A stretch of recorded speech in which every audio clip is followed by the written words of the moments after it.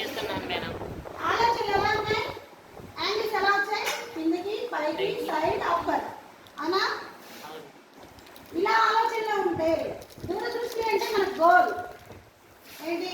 అని అన్నట్టు first rank రావాలి, 500 మార్క్స్ రావాలి, ఇందులో సాఫ్ట్వేర్ జాబ్ చేయాలి, ఇంకొక అమ్మాయి ఆర్మీలో చేయాలి, ఇంకా డాక్టర్ అవ్వాలనుకుంటారు. ఎన్నైనా మీకు ఎంత ఆలోచనలు ఉంటాయి కదా, ఏదో ఒకటి మనం అవ్వాలి కదా. అవ్వకుండా ఇంట్లో కూర్చుంటామా? ఏదో ఒకటి అవ్వాలనుకుంటారా? ఇంట్లో కూర్చుంటారా? అవునా? అలా ఉన్నప్పుడు ఈ ఆలోచనలు ఈ చుట్టుపక్కల ఇలా ఉంటాయి, నిరుత్సాహం అనేది ఏర్పడుతుంది. ఈ ఎమోజీ స్మైలీ గురించి మీకు ఎవరికైనా ఐడియా ఉందా? ఈ ఎమోజీ గురించి నవ్వుతుందా, ఏడుస్తుందా, ఏం చేస్తుందా? సూపర్, ఓ ఎమోజీ సూపర్గా చెప్తున్నారు అన్నమాట. ఈ ఎమోజీ వల్ల మీకు ఏమర్థమైంది? సరే అంటే మనం ఏది కూడా సాధించలేదు, ఓకేనా? అంతేనా? మన దూరదృష్టి అంటే డాక్టర్ ఆర్ ఏమన్నది అమ్మాయి కనుక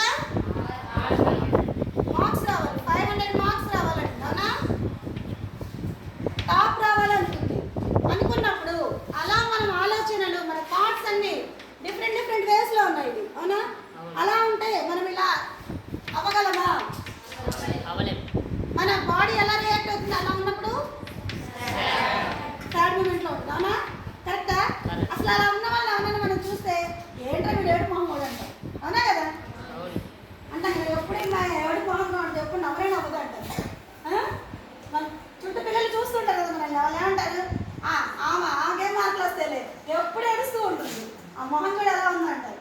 మనం ఎప్పుడు యాక్టివ్గా పాజిటివ్గా ఉంటామో మన చుట్టూ కూడా మనకి ఆరా వస్తుంది. ఏమని? సూపర్. అందరూ కూడా అనుకుంటారు, అబ్బా అంటే చాలా బాగా చదువుతుంది, అంటే చాలా బాగా రావాలి, మార్క్స్ రావాలని అనుకుంటున్నామంట.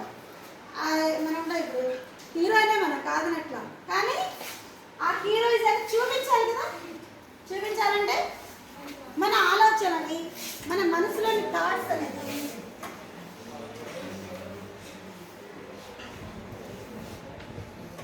ఎక్కడ ఉన్నా, అప్పర్ ఉన్నా, లోయర్ ఉన్నా, ఎక్కడ మన కన్ను చూపు లక్ష్యం ఎలా ఉండాలి?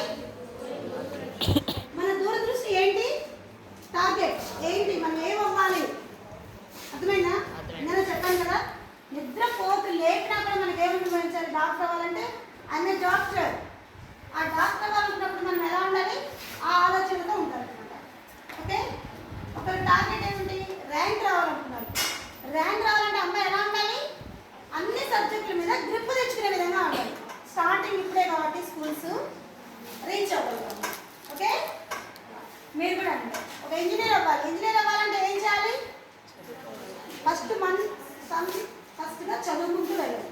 చదువుకుంటూ వెళ్ళిన తర్వాత ఇంజనీర్ కావాల్సిన వ్యక్తులు ఎవరో ఉంటారు, అయిన వాళ్ళు ఉంటారు కదా, వాళ్ళ దగ్గరికి వెళ్ళి అన్న ఎలా చదివారు, వాళ్ళతో కొంచెం మోటివేట్ అవుతూ దగ్గరగా ఉంటే